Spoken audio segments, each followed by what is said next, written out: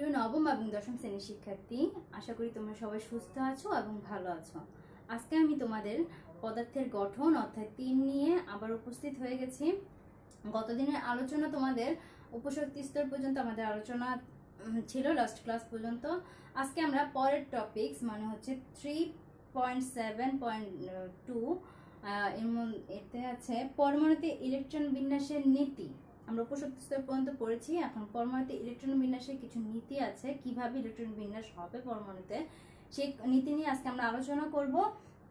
এবং দেখো বোর্ডে আমি টপিকসটা তুলে রেখেছি, পরমাণুতে ইলেকট্রন বিন্যাসের নীতি। তো আমি দুইটা নীতি আমি তোমাদের বোর্ডে লিখে রেখেছি এবং সেটা সম্পর্কে আজকে আমরা বিস্তারিত আলোচনা করব বা সামনের দিকে এগোবো। আগে আমরা দেখি কি লিখেছি আমি বোর্ডে। দেখো, পরমাণুতে ইলেকট্রন বিন্যাসের কিছু নীতি আছে। সেই নীতির আমি প্রথমটা কি লিখেছি, 1 নম্বরটা আমি লিখেছি, পরমাণুতে ইলেকট্রন প্রথমে সর্বনিম্ন শক্তির অরবিটালে প্রবেশ করে এবং পরে ক্রমান্বয়ে উচ্চ শক্তির অরবিটালে প্রবেশ করে। কি লিখেছি, পরমাণুতে ইলেকট্রন প্রথমে, পরমাণুতে ইলেকট্রন থাকবে, এতটুকু পর্যন্ত আমরা জানি ইলেকট্রন থাকবে, ইলেকট্রনের বিন্যাস হবে পরমাণুর মধ্যে। সেই ইলেকট্রনগুলো প্রথমে কিভাবে বিন্যস্ত হবে, প্রথমে সর্বনিম্ন শক্তির অরবিটাল, মানে সর্বনিম্ন মানে যে শক্তিটা সবচেয়ে কম, সেই শক্তির অরবিটালে সবার আগে প্রবেশ করবে এবং পরে ক্রমান্বয়ে ধাপে ধাপে তারা উপরের শক্তি স্তর মানে উচ্চ শক্তি স্তর, তার চাইতে যেটা উচ্চ সেখানে তার চাইতে বেশি উঁচু, তার মানে তার চাইতে বেশি মান যেটা বেশি শক্তি সম্পন্ন যেটা সেটার মধ্যে যাবে। এভাবে ক্রমান্বয়ে ধাপে ধাপে সে উপরের লেভেলে আস্তে আস্তে যাবে, মানে ইলেকট্রনগুলো এইভাবে বিন্যস্ত হবে। এখন কথা হচ্ছে, আমি সর্বনিম্ন শক্তি বলতে আমি এখানে কি বুঝিয়েছি এবং উচ্চ শক্তিও আমি কি বুঝিয়েছি, আমি কিভাবে বুঝবো এই শক্তিগুলো, তাই তো? কোনটা সর্বনিম্ন, কোনটা উচ্চ শক্তি, মানে কোনটা সর্বনিম্ন শক্তি কোনটা উচ্চ শক্তি, সেটা আমি কিভাবে বুঝবো? ওকে, তার জন্য আমি 2 নম্বরটা দেখি। 2 নম্বরে আমি কি লিখেছি, 2 নম্বরে লিখেছি অরবিটালের মধ্যে কোনটির শক্তি কম আর কোনটির শক্তি বেশি তা অরবিটাল দুটির প্রধান শক্তি স্তরের মান। দেখো, তো আমরা পরপর 2টা ক্লাসের মধ্যে প্রথমটার মধ্যে আমরা প্রধান শক্তি স্তর নিয়ে খুব বিস্তারিত আলোচনা করেছি। প্রধান শক্তি স্তর কি বা কিভাবে ওখানে ইলেকট্রনগুলো বিন্যস্ত হচ্ছে সেটাও আমরা দেখেছি। তারপরে আমরা পরের ক্লাসে দেখবো উপশক্তি স্তর নিয়ে। যখন আমরা প্রধান শক্তি স্তর ও ইলেকট্রন বিন্যাসের ধারণাটা ক্লিয়ারলি করতে পারছিলাম না, কিছু আমাদের সমস্যা থেকে যাচ্ছিল, তখন আমরা উপশক্তি স্তরে চলে গেলাম আলোচনার খাতিরে। উপশক্তি স্তরের মান আমরা এল জেনেছি, তাই তো? উপশক্তি স্তরকে আমরা এল দিয়ে প্রকাশ করেছি।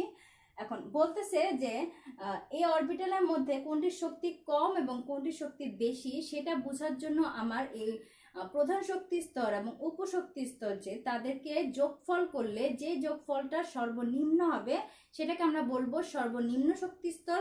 এবং সেই যোগফলটা যদি বড় হয়, মানে আস্তে আস্তে ধাপে ধাপে যদি বড় হয়, মানে সেটা মান যদি বাড়তে থাকে, সোজা কথা তার মান যদি কমে, সেই কমাটা হচ্ছে আমার কাছে সর্বনিম্নতে যে মানটা আমি পাবো। এবং আস্তে আস্তে আস্তে ধাপে ধাপে যদি এই মানটা বাড়তে থাকে, সেগুলো হবে আস্তে করে তোমার উচ্চ শক্তি স্তর, যেটাকে আমি বলেছি। তাহলে উচ্চ শক্তি স্তর এবং নিম্ন শক্তি স্তর তাহলে আমরা কিভাবে হিসাব করতেছি, প্রধান শক্তি স্তর এন আর হচ্ছে উপশক্তি স্তর এল, এর মান যেটা কম, সেই কম থেকে আস্তে আস্তে আস্তে আস্তে বেশির দিকে আমার ইলেকট্রনগুলো এভাবেই আর কি প্রতিটা স্তরে বিন্যস্ত হবে। আচ্ছা, এখন তোমার নিশ্চয় তখন তুলে ফেলেছ এতটুকু, তাই আমি একটু মুছে আমাদের ব্যাখ্যাতে আমি চলে যাই। উদাহরণ দিয়ে আমি এই 2টা লাইন বুঝাই। এখন n প্লাস l অনুসারে আমার কিভাবে সর্বনিম্ন স্তর, আমি স্তরগুলোকে আমি কিভাবে চিনব, তাই তো? আমার স্তরগুলো আমি কিভাবে চিনব সেখানে দেখো, অরবিটালগুলোকে আমি কি দিয়ে প্রকাশ করছি বলতো, s p t f, তাই তো? আর প্রধান শক্তি স্তরকে আমি 0 1 2 3 এভাবে ধাপান্ন আমার প্রধান শক্তি স্তরকে আমি প্রকাশ করছি।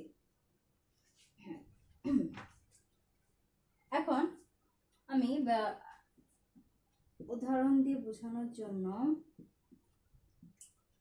3s অরবিটাল আর সরি 3d অরবিটাল এবং 4s অরবিটালের মধ্যে আমি দেখি এই দুটার মধ্যে আমার শক্তিটা কোনটাকে আমি সর্বনিম্ন শক্তি বলবো আর কোনটাকে আমি সর্বোচ্চ শক্তি বলবো। আগে আমি মানটা বের করার চেষ্টা করি যে আবার এই যে দুইটা অরবিটাল আমি লিখেছি তাদের মানটাকে আমি কিভাবে বের করব।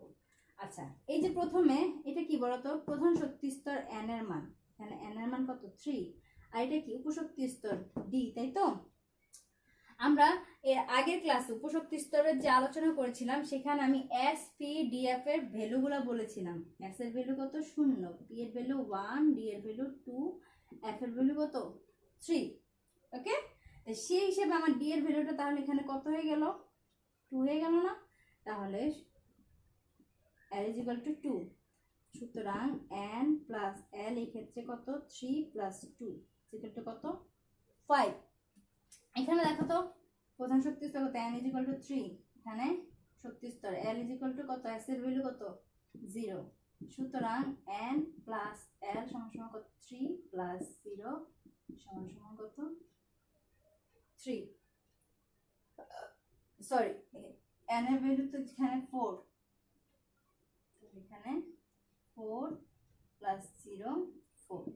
এখন দেখো তো এই দুইটার মধ্যে মান কোনটার বেশি কোনটার কম, 5 এবং 4 এর মধ্যে, তার মানে এটা হচ্ছে সর্বনিম্ন শক্তি স্তর। এই দুইটা শক্তি স্তরের মধ্যে আমি বিবেচনা করলে এটা হচ্ছে সর্বনিম্ন, তার চেয়ে বড়টা হচ্ছে এইটা।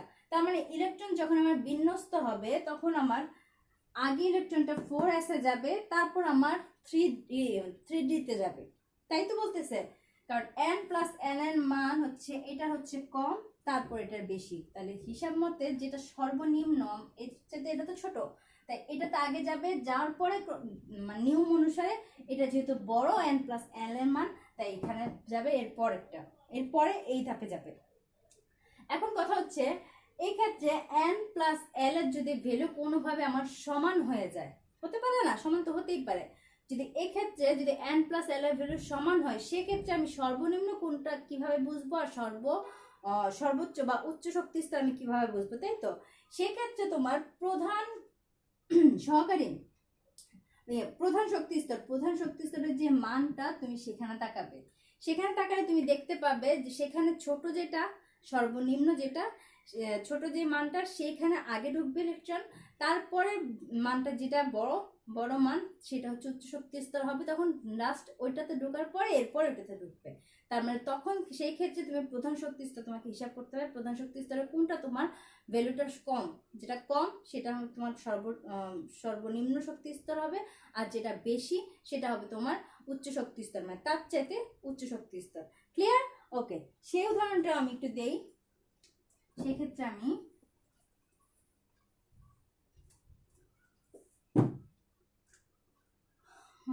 ধরো 4s এখানে হিসাব করলাম, 3d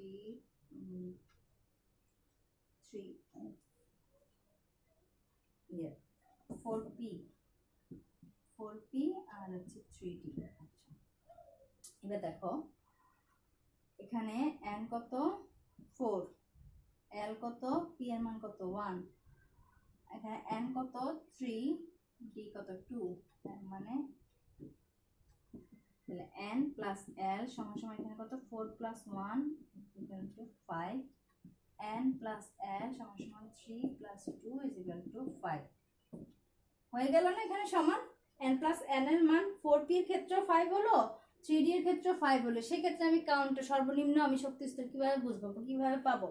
সেক্ষেত্রে আমাকে দেখতে হবে প্রধান শক্তি স্তরের মানটা। প্রধান শক্তি স্তর এখানে কত 4, এখানে কত 3, তাহলে সর্বনিম্ন যে ভ্যালুটা সেখানে আগে প্রবেশ করবে, মানে 3d তে আগে যাবে, তারপরে যাবে তোমার 4p তে। ওকে, তাহলে আমি এবার ক্রমটা, তাহলে আমার বোঝাটা কোনো এখন বিষয় না যে কিভাবে ইলেকট্রনগুলো প্রতিটা অরবিটালে তোমার বিন্যস্ত হবে। আগে সর্বনিম্নের পরে আস্তে আস্তে আস্তে আস্তে আস্তে তোমার ধাপে ধাপে প্রতিটা স্তরে তোমার ইলেকট্রন প্রবেশ করে, প্রতিটা স্তর না প্রতিটা অরবিটালে তোমার হচ্ছে ইলেকট্রনগুলো এইভাবে প্রবেশ করবে, যেটা সর্বনিম্নতা আগে যাবে, তারপরে সে উচ্চ শক্তি স্তর ধাপান্ন এভাবে যাবে। এখন কথা হচ্ছে আমার এরকম প্রতিটা ভ্যালু আমার জানতে হবে, তার মানে হচ্ছে আমার প্রতিটা অরবিটালের যে মানটা সেই মানটা আমাকে জানতে হবে, সেই মানটা জেনে আমি কোনটাকে সর্বনিম্ন কোনটাকে সর্বোচ্চ সেটা আমাকে বুঝতে হবে। এতে করে আমার অতিরিক্ত অনেক বেশি সময় অপচয় বা কি বলবো, তাই আমাকে এটা টেকনিকের মাধ্যমে মনে রাখার একটা ব্যবস্থা করতে হবে, যে কিভাবে কোন অরবিটালের শক্তি আমি দেখলে আমি বুঝতে পারবো যে এটা হচ্ছে ছোট, এটাতে আগে যাবে, বা এটা হচ্ছে সর্বনিম্ন শক্তি স্তর, তারপরে এরপরেরটা হচ্ছে উচ্চ শক্তি স্তর। সেটা বোঝার জন্য আমি তোমাদেরকে ছোট্ট একটু বুঝিয়ে দিই। আমি আগে 1 থেকে 8 পর্যন্ত লিখে ফেলি। 1 2 3 4, মানে শক্তি স্তর আমি যা শিখবো কোনটা আগে ঢুকবে, কোনটা সর্বনিম্ন কোনটা সর্বোচ্চ, উচ্চ শক্তি স্তর ধাপটা ক্রমটা আমি কিভাবে বুঝবো সেটা আমি তোমাদের দেখাচ্ছি। 1 2 3 4 5, একটু ছোট করে দিতে হবে। 1 2 3 4 5 6 7 8। এবার উপরে 1 আর 8টা বাদ দিয়ে পাশে 2 থেকে লেখা শুরু, 2 3 4 5 6 7। এবার আবার উপরে দুইটা 2 আর 7টা বাদ দিয়ে 3 থেকে 3 4 5 6, আবার উপরে দুইটা 3 আর 6, তাহলে 4 5। প্রথমে আমরা কি s অরবিটাল জানি, 1s 2s 3s 4s 5s 6s 7s 8s। 2p, তারপর p, 3p 4p 5p 6p 7p, spd 3d 4d 5d 6d, spdf 4f 5f। এবার দেখো ইলেকট্রনটা কিভাবে যাবে, আগে 1s,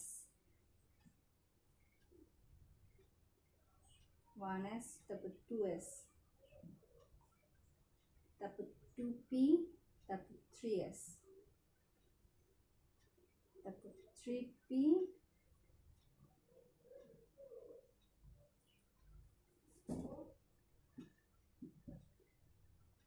1s 2s 2p 3s 3p, তারপর 4s, তারপর কি 3d, তারপর 4p, তারপর 5s, তারপর 4d 5p 6s,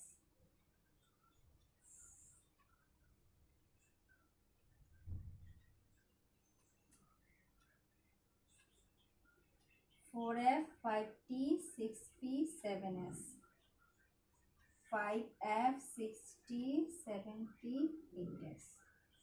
বোর্ডটা একটু বড় হলে তোমাদের সুন্দর করে দেখানো যেত। তোমাদের সেম এটা 49 পৃষ্ঠার মধ্যে এইটা আছে, এই অরবিটালের শক্তিক্রমটা। তারপর আমি বোঝানোর জন্য হচ্ছে 1s, তারপর যাবে 2s এ, তারপর যাবে 2p, তারপর 3s এ, তারপর যাবে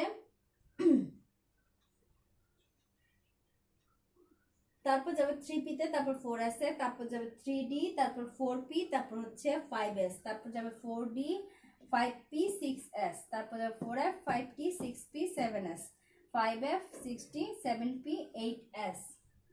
মানে এভাবে আমার মনে রাখাটা একদম ইজি। তোমার ক্রমটা আমি লিখি 1s, শক্তির ক্রম তো এভাবে যাবে, লেস দেন, তারপর 2s less than 2p 3s, তারপর 3p। তোমরা ইচ্ছা করলে এদের মান বের করে দেখতে পারো, এদের মান বের করে তুমি দেখতে পারবা। 3p এর পরে 4s, 4s এর পরে 3d, মান বের করে প্রত্যেকটা তুমি দেখতে পাবা যে শক্তির ক্রমগুলো ঠিক আছে কিনা। 4p 5s, তারপর 4d, তারপর 5p, তারপর 6s, তারপর যাবে 4f, তারপর 5d, তারপর যাবে 6p, তারপর 7s,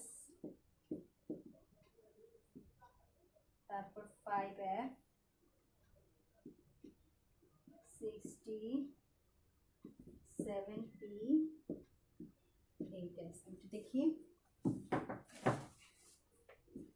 1s, 2s, 2p, 3s, 3p, 4s, 3d, 4p, 5s, 4p, 5p, 6s, 4f, 5t, 6p, 7s, 5f, 6t, 7p, 8s।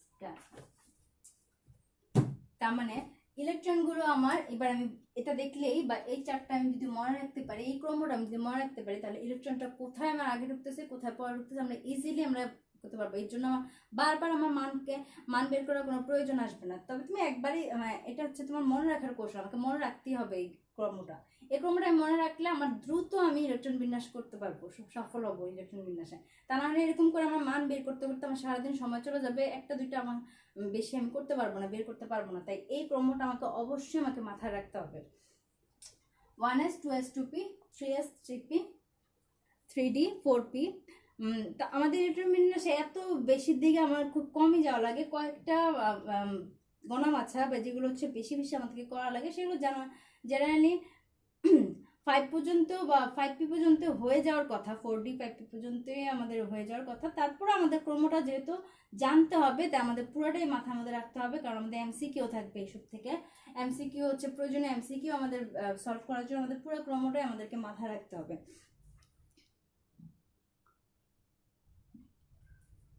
তা আজকে আমি আর ইলেকট্রন বিন্যাস তোমাদেরকে দেখাবো না, এই জন্য দেখাবো না যা এখন আমাদের মাথার মধ্যে জিনিসটা এখনো সেট হয়নি, বা হচ্ছে আমাদেরকে এখনো আত্মস্থ হয়নি বিষয়টা। আমরা আগে আত্মস্থ করব, তারপর আমরা নেক্সট ক্লাস থেকে আমরা ধপাধপ শুধু ইলেকট্রন বিন্যাসটা আমরা দেখাই দিব যে কিভাবে আমরা এই পরমাণুতে ইলেকট্রন বিন্যাসগুলো কিভাবে এই ক্রমান্বয় বা এই শক্তিক্রমে কিভাবে যাচ্ছে। ঠিক আছে, তাহলে তোমাদের মেইন কাজ হবে এইটুকু বা শক্তির ক্রমটাই, যে ইলেকট্রন বিন্যাসের যে শক্তির যে ক্রমটা, এই ক্রমটা খুব ভালোভাবে মাথায় ঢুকে ফেলবা বা মুখস্থ করে ফেলবা। মুখস্থ না, আমরা যেই সিস্টেম শিখে দিয়েছি সেখানে মুখস্থ আসলে প্রয়োজন হয় না, জাস্ট কিভাবে কিভাবে যাচ্ছে আমরা ক্রমটা ওভাবে জাস্ট মনে রাখবো। কিছু টেকনিক এমনিতেই মনে থেকে যায়, তো এগুলো হচ্ছে টেকনিক। তো আজকের মতো এতটুকুই, তোমাদের এইটুকু মধ্যেই আজকে ক্লাস থাকবে, যেটা তোমরা যেভাবেই হোক তোমরা আত্মস্থ করে রাখবা। নেক্সট ক্লাসে আমরা অবশ্যই পরমাণু ইলেকট্রন বিন্যাসগুলো সবগুলো সলভ করার চেষ্টা করবো। বাকি যেখান থেকে আমরা সমস্যায় পড়েছিলাম, যেখান থেকে আমাদের উপশক্তি স্তরের ধারণার প্রয়োজন ছিল, সেখান থেকে আমরা ইলেকট্রন বিন্যাসগুলো তোমাদেরকে দেখিয়ে দিব, তোমরা আমার সাথে করে নিবা। তো আজকের মতো এতটুকুই, তোমরা ভালো থেকো, সুস্থ থেকো, আল্লাহ হাফেজ।